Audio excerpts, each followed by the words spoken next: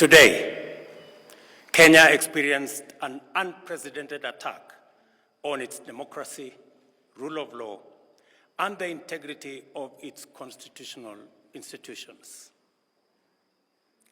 An otherwise legitimate expression of the fundamental rights and freedoms of assembly, demonstration, picketing, and petitioning of public authorities by a section of law-abiding citizens of the Republic of Kenya was infiltrated and hijacked by a group of organized criminals.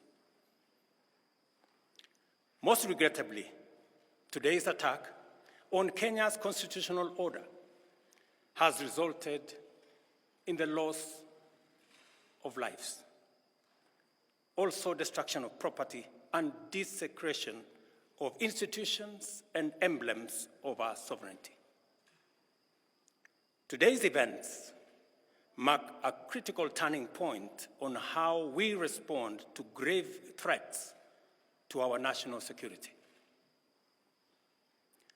I assure the nation that the government has mobilized all resources at the nation's disposal to ensure that a situation of this nature will not recur again at whatever cost.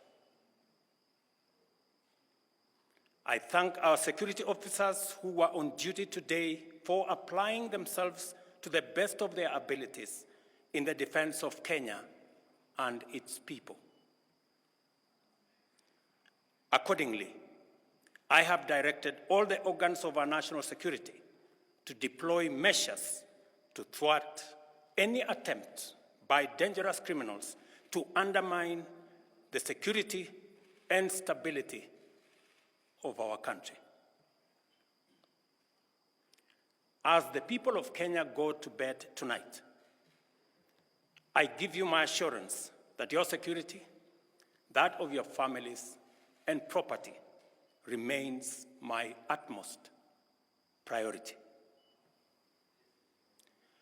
To the young people of Kenya, who I must thank for helping our country organize our democratic discourse around issues, I thank you and assure you that the conversation you have begun around pertinent issues of our nation will continue to inform our policy and governance decisions.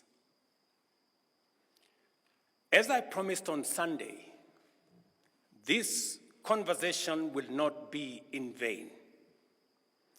I will not only champion for the cause of issue-based, policy-oriented, and tribeless engagement on critical national issues, but also provide a framework for this conversation to be processed and its outcomes implemented.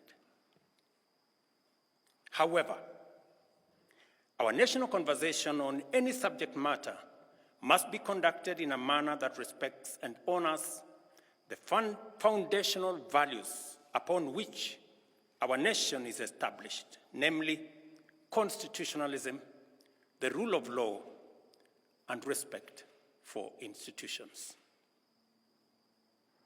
It is very painful for Kenya that a conversation this crucial was hijacked by dangerous people who have caused us the kind of loss we have incurred as a nation today.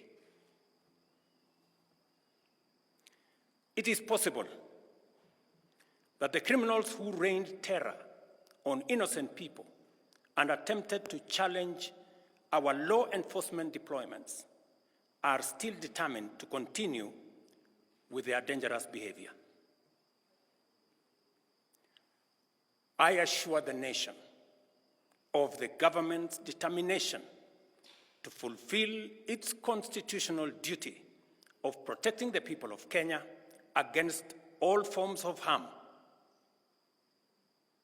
I hereby put on notice the planners, financiers, orchestrators, and abettors of violence and anarchy that the security infrastructure established to protect our republic and its sovereignty will be deployed to secure the country and restore normalcy.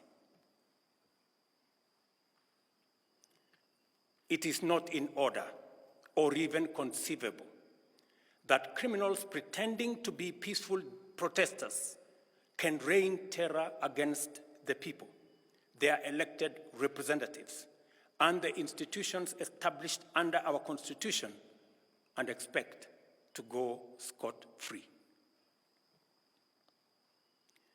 We must isolate crime from democratic expression and separate criminals from people exercising the freedom of expression and divergent opinion.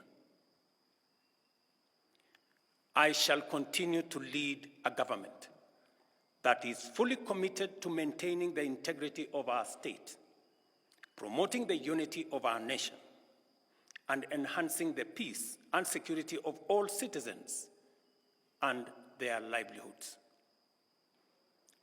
I am bound under sacred constitutional mandate to respect, uphold, and defend the Constitution of Kenya, which declares that all sovereign power belongs to the people, and that this power shall be exercised only in accordance with the Constitution.